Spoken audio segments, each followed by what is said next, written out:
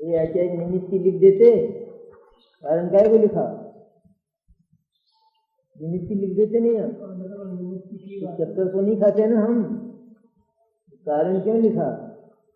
निमित्त का नाम कारण है कि नहीं है, तो क्या बुरा किया जाए। लेकिन सतर्कता तो हमारी चाहिए हर जगह, वरना जिनवाणी में भी ठगाने के स्थान बहुत है।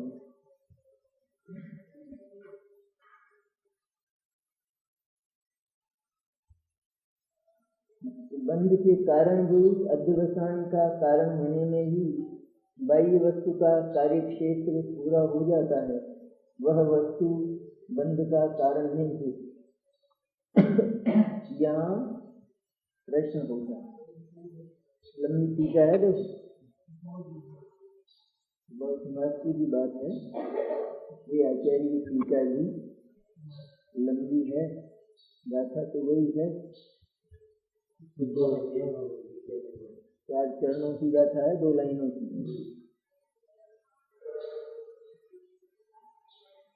यदि बाह्य वस्तु बंध का कारण नहीं है तो बाह्य वस्तु का प्रसंग मत करो, किंतु त्याग करो। इस प्रकार बाह्य वस्तु का निषेध इसलिए किया जाता है, तो बाह्य वस्तु के पीछे क्यों पड़ते हो? और जिनवाणी भी जगह जगह छोड़ो, सब 10 प्रकार का परिग्रह छोड़ो, जिनवाणी नहीं कहती।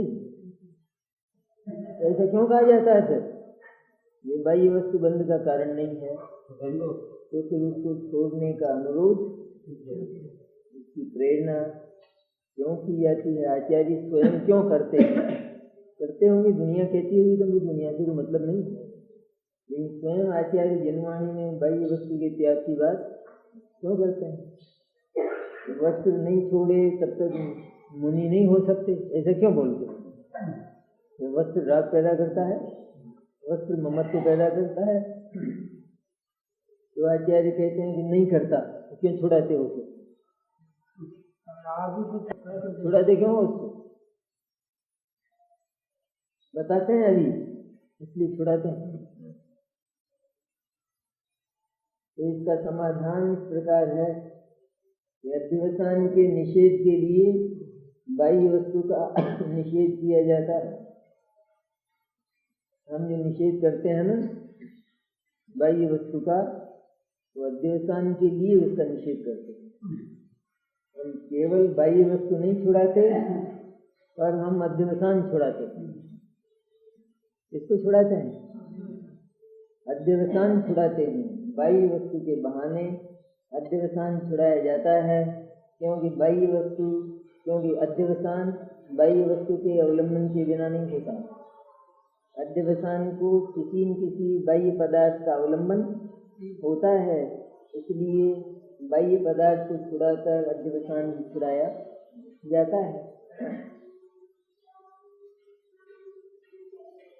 इस बाह्य वस्तु का निषेध इसलिए किया जाता है, इसका समाधान इस प्रकार है कि अध्यवसान के निषेध के लिए बाह्य वस्तु का निषेध किया जाता है। अध्यवसान को बाह्य वस्तु आश्रयभूत है, बाह्य वस्तु का आश्रय किए बिना अध्यवसान अपने स्वरूप को प्राप्त नहीं होता, अर्थात उत्पन्न नहीं होता। ये क्या हुआ? सिद्धांत। तो एक लाइन है, सिद्धांत है, याद रखने लायक। बाह्य वस्तु का आश्रय किए बिना अध्यवसान अपने स्वरूप को प्राप्त नहीं होता। जिस परिणाम को बाह्य वस्तु का अवलंबन न हो, तो हम ये कहते हैं कि वो परिणाम ही उत्पन्न नहीं होगा, उसका अस्तित्व ही नहीं होगा। हम उसको अध्यवसान का अस्तित्व ही नहीं होगा, क्योंकि जो कर्तृत्व है, मिथ्या कर्तृत्व, वो किसी न किसी बाह्य वस्तु को अवलंबन करके होता है। किसको करेगा? मैं करता हूँ, क्या करता है बता? वो प्रश्न नहीं है। स्व का जो कर्तृत्व है उससे विपरीत मिथ्या कर्तृत्व होता है। तो मिथ्या कर्तृत्व में स्व का अवलंबन तो है नहीं। वो तो जो सम्यक कर्तृत्व है, सम्यक दर्शन ज्ञान चारित्र, उसमें स्व का अवलंबन होता है। लेकिन जो मिथ्या कर्तृत्व है उसमें तो अवलंबन किसी न किसी पर का ही होगा, अन्य का ही होगा। तो अन्य नहीं है तो फिर ममत्व कैसे कहाँ है? इसलिए ममत्व के लिए, मिथ्याभिप्राय के लिए, मिथ्या अहंकार के लिए कोई न कोई पर पदार्थ अवश्य होना चाहिए। हम उस पर पदार्थ को अध्यवसान का आश्रय अर्थात अध्यवसान का निमित्त, अध्यवसान का कारण कहते हैं। सिद्धांत हो गया। अध्यवसान तो बाह्य वस्तु आश्रयभूत है। बाह्य वस्तु का आश्रय किए बिना अध्यवसान अपने स्वरूप को प्राप्त नहीं होता, अर्थात उत्पन्न नहीं होता। यदि बाह्य वस्तु के आश्रय के बिना भी अध्यवसान उत्पन्न होता हो तो जैसे आश्रयभूत बीजन्य के पुत्र के सद्भाव में किसी को ऐसा अध्यवसाय उत्पन्न होता है कि मैं बीजन्य के पुत्र को मारता हूँ, उसी प्रकार आश्रयभूत बंध्या पुत्र के सद्भाव में भी ऐसा अध्यवसाय उत्पन्न होना चाहिए कि मैं बंध्या पुत्र को मारता हूँ, परंतु ऐसा अध्यवसाय तो उत्पन्न नहीं होता। पुत्र हो ना वीर माँ का, उसके प्रति उससे किसी को वैर हो जाए, अथवा वो कोई राजपुत्र हो और परस्पर युद्ध का प्रकरण हो, तो किसी को ये भाव पैदा होगा कि नहीं? उसको जो वैरी है, आक्रमण करने वाला, उसको भाव पैदा होगा कि नहीं, मैं उस राजपुत्र को मारूंगा? होगा ना? कब होगा? तो जब वो राजपुत्र होगा। और ऐसा भाव बंध्या पुत्र के लिए भी होगा। मारूंगा उसके लड़के को, लड़का कहाँ है? बंध्या के पुत्र नहीं होता तो मैं बंध्या पुत्र को मारूंगा, ऐसा भाव किसी को होता है? ऐसा भाव होता है किसी को? मैं तो शादी तक करूंगा जब आकाश के फूलों की माला, आकाश में बगीचा लगे और फिर इसमें तरह तरह के फूल खिले और फिर उनको तोड़कर मेरे लिए गजरा और हार बनाया जाए, तब मैं विवाह करूंगा। होगी शादी इसकी? ऐसे कैसी है?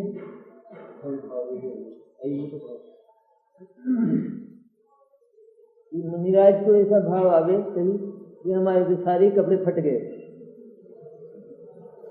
ऐसा है? कपड़े थे तो कभी ऐसा भाव आएगा हमारे कपड़े ही फट गए, कपड़े चोरी चले गए हमारे? नहीं थे ना?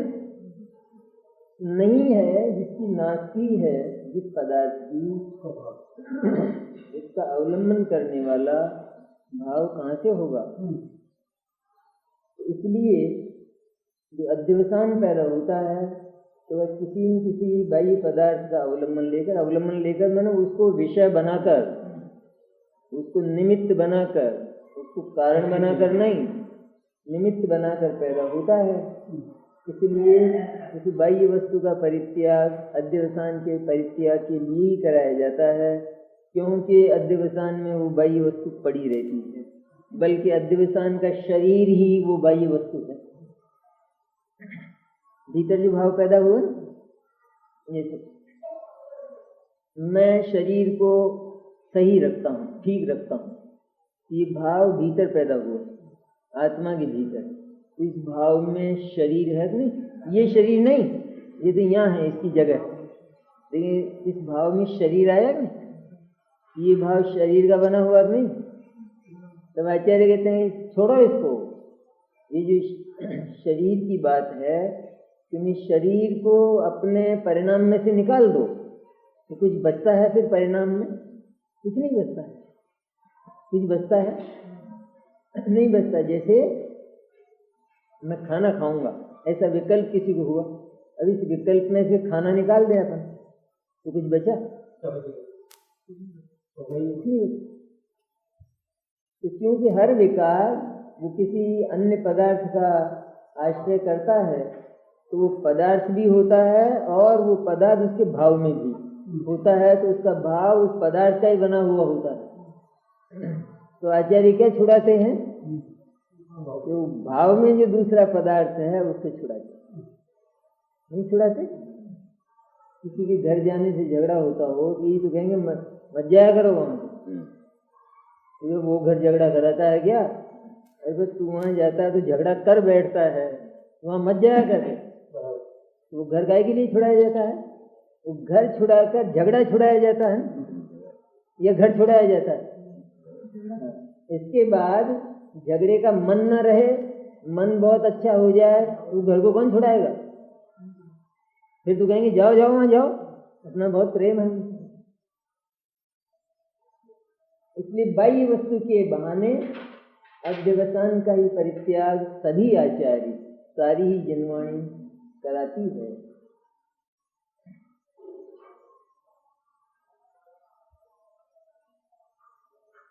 परंतु ऐसा अध्यवसाय, बंध्या पुत्र के वध का अध्यवसाय, अभिप्राय किसी को उत्पन्न नहीं होता। जहाँ बंध्या पुत्र ही नहीं होता तो वहाँ मारने का अध्यवसाय कहाँ से उत्पन्न होगा? इसलिए यह नियम है कि आश्रय के बिना अध्यवसान नहीं होता। इसलिए नियम है, हुआ ना सिद्धांत। नियम मैंने जिसका कभी उल्लंघन न हो।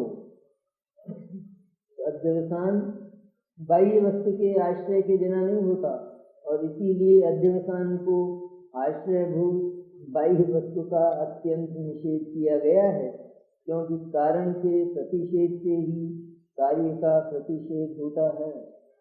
कारण का प्रतिषेध किया जाए तो कार्य का प्रतिषेध होता है। जब अन्य पदार्थ के प्रति ये परिणाम होगा ये मेरा नहीं है, क्योंकि परिणाम में बार बार उसके प्रति ममत्व आएगा। जो स्थित है पदार्थ बाहर, और जिसके प्रति परिणाम में चलता है ये मेरा है, वो तो बाहर पड़ा है पदार्थ, लेकिन उस पदार्थ को विषय बनाकर भीतर जो भाव पैदा होता है कि यह मेरा है, ये शरीर मेरा है, ये भाव पैदा हुआ। ये शरीर तो शरीर की जगह है, जैसे धन है, पैसा, परिवार, वो तो अपनी जगह है, तो उसको विषय बनाकर भीतर ये पुत्र मेरा है, ये भाव पैदा हुआ। ये जो पुत्र पड़ा है भीतर, तो इसका अभाव कराया जाता है, उसको उसके त्याग की बात कहकर भीतर परिणाम में जो पड़ा है ना उसका त्याग कराया जाता है। तो भीतर परिणाम में से वो निकल गया तो कहते हैं वो परिणाम ही नहीं रहा, तो परिणाम ही समाप्त हो गया, क्यों? वो परिणाम उसी का बना हुआ था। तो यहाँ जो कारण का प्रतिषेध किया है कि बाह्य वस्तु को जो कारण अर्थात निमित्त कहा गया है, तो उसके निषेध से उस अध्यवसान का ही निषेध किया है। क्योंकि उसका निषेध हो जाने पर, क्या निषेध हो जाने पर? यह मेरा नहीं है, तो फिर परिणाम में मेरा है, मेरा ही पैदा हो। ये भी तो परिणाम ही बोलेगा ना, ये मेरा नहीं है। ऐसा किसमें आया? परिणाम में आया ना। पहले क्या आता था? यह मेरा है। वो जो चीज पड़ी हुई है बाहर, उसको विषय बनाकर भीतर यह मेरा है ऐसा भाव पैदा हुआ। अब ये मेरा नहीं है, हम तो दूरवर्ती हैं, दोनों न्यारे न्यारे पदार्थ हैं। तब फिर सम्यक ज्ञान ने कहा कि यह मेरा नहीं है, तो भीतर जो है वो एकत्व परिणमित होगा ही, ममत्व परिणमित होगा ही। उसके निषेध से, उसके त्याग की बात करके अध्यवसान के त्याग की बात कही जाती। परंतु यद्यपि बाह्य वस्तु बंध के कारण का कारण है, तथापि वह बंध का कारण नहीं है। ठीक हो गया? यद्यपि बाह्य वस्तु बंध के कारण का कारण है, तथापि वह बंध का कारण, बंध के कारण का कारण में ना किसका कारण? बंध के कारण का कारण अध्यवसान का कारण। बाहर का पदार्थ वो मिथ्यात्व का निमित्त तो है, लेकिन वह मिथ्यात्व का उत्पादक नहीं, और वह उस मिथ्यात्व से होने वाले बंध का कारण भी नहीं है। बाह्य वस्तु बंध का कारण हो तो कभी बंध से छूटा जा सके? तो सबसे पहले शरीर को चंबल में डालना पड़े तब काम चले, वरना तो कुछ बंद होता ही रहेगा, होगा ना?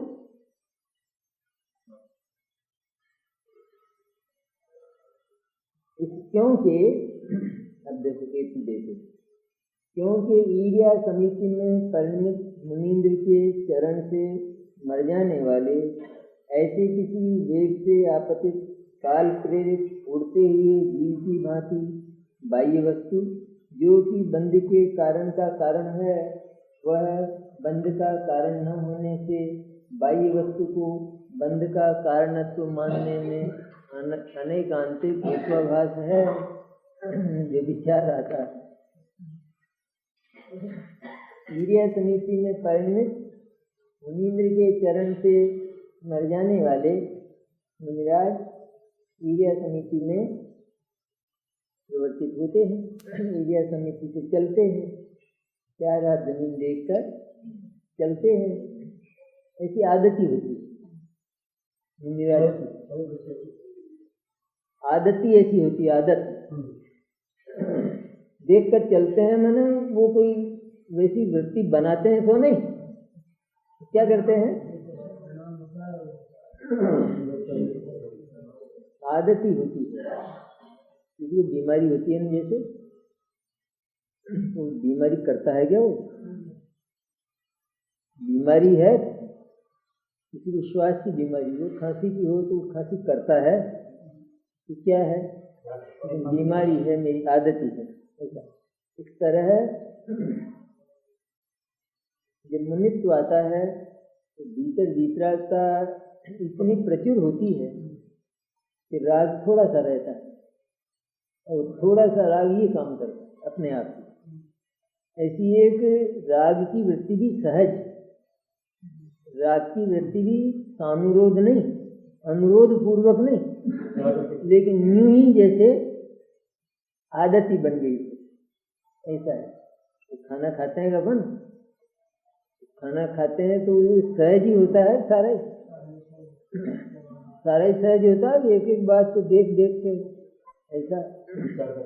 अब जो है अब दाल का गिलास ले, दाल का ऐसा पहले 2-4 मिनट पहले सोच के फिर दाल में जाता हाथ है।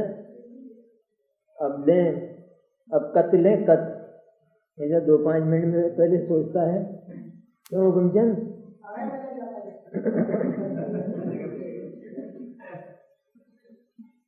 ऐसा सोचता है क्या? ऐसी जैसे ऑटोमेटिक फैक्ट्री चलती है ना, उस ऑटोमेटिक फैक्ट्री की तरह से मुनिराज के मूल गुण पलते हैं। उनके 13 प्रकार का चारित्र ऑटोमेटिक फैक्ट्री की तरह पलता है, पलता है। मतलब वो बीमारी है ना? बीमारी और क्या? बीमारी नहीं होती, छूटती क्यों? सीधी बात है कि मैंने बिल्कुल ही छूट गई सारी की सारी।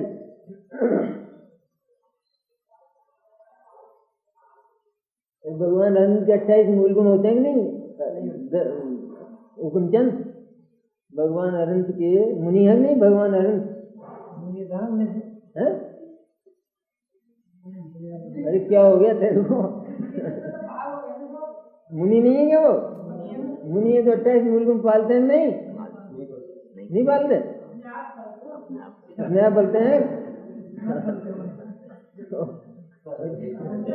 ईर्ष्या समिति से चलते हैं ना भगवान, तो ये अड़ंग बड़ंग चलते होंगे फिर। क्या होता है फिर? नहीं पालते हैं? नहीं पालते तो पाप करते होंगे फिर। क्या विचित्र है? पार हो गए। पार किससे हुआ जाता है? धर्म से।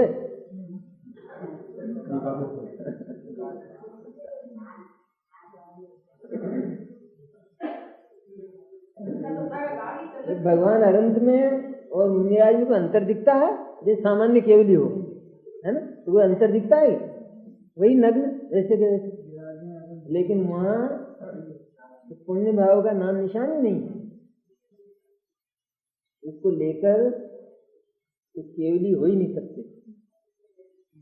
केवली मैंने केवल सिर्फ मैंने बिना मिलावट शुद्ध। इसलिए वहाँ पाप और पुण्य का विकार रहता नहीं है। इसी तरह मुनिराज का तो जीवन ही ऐसा हो जाता, स्वाभाविक, सहज, 28 मूल गुण भी सहज, और वितराग भाव तो अत्यंत सहज, अत्यंत। इसलिए पलते हैं, ये बात ज्यादा सुंदर है, ये ज्यादा सुंदर। पालते हैं, इसमें अनुरोध आता है, इसमें तो फिर उसके प्रति सतर्कता आती है, उसी का ध्यान ऐसा आता है। और पलते हैं में अब दूसरी बात, जो पलते हैं उनको क्या पाला जाए? बोलो, पलते हैं उनको पाला जाए? ये ऊंदरे पालते हैं क्या अपन? पालते हैं तो क्या होता है फिर?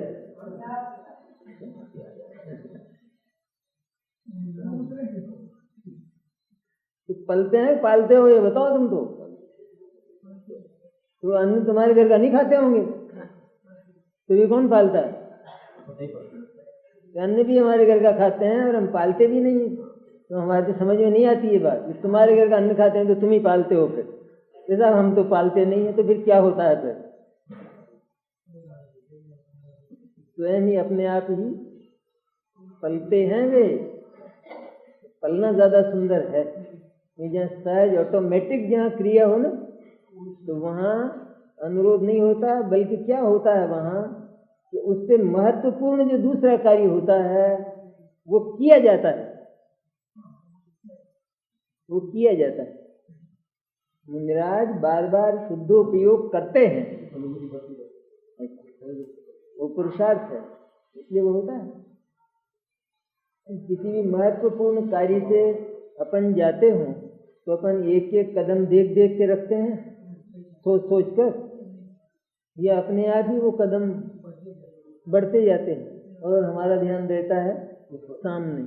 तो वो सहज ही हो रहा है, हम सहज हो रहा है।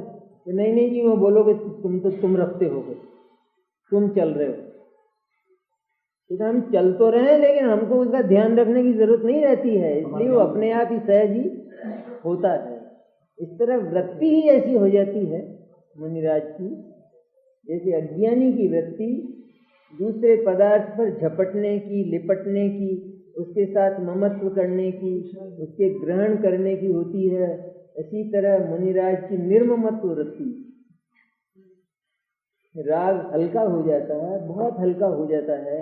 इसलिए अपने जहाँ वितरागता होती है तो वहाँ राग सध जाता है अपने आप, वितरागता होती है वहाँ।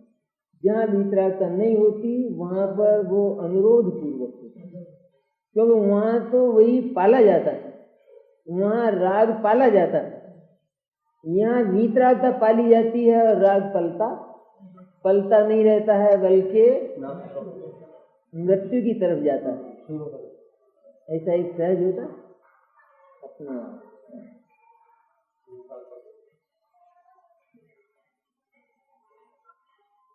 दो स्थिति होती है ना, जैसे एक बीमार है, एक का तो निदान नहीं हुआ, तो वो दवाइयाँ ले रहा है ऐसी कि जिससे वो बीमारी थोड़ी कम हो जाती, दब जाती है, ऐसी दवाई लेता है। उसको कहता है ना साहब मेरे को बहुत सिर दर्द बहुत होता है, इसके कारण का तो पता लगे नहीं, लो ये टेबलेट लो, जब दुखे जब ये टेबलेट ले लेना। एक तो यह हुआ, दूसरे का निदान हो गया और उसने औषधि शुरू की, लेकिन उसका सिर दुखता है, दर्द होता है।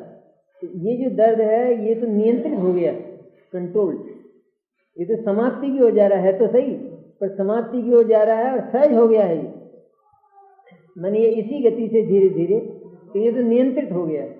और वो यद्यपि भले ही थोड़े समय के लिए बिल्कुल समाप्त हो जाए, पर वो बिल्कुल आउट ऑफ कंट्रोल है, अनियंत्रित, वो नियंत्रण में नहीं।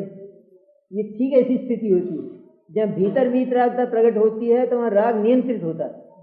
वो राग भी स्वच्छंद नहीं होता, यद्वा तद्वा नहीं होता, और जहाँ वो वीतरागता नहीं होती तो राग उद्दंड होता है, तब उसको टैबलेट ले लेके दबाना पड़ता है। ऐसी स्थिति होती है।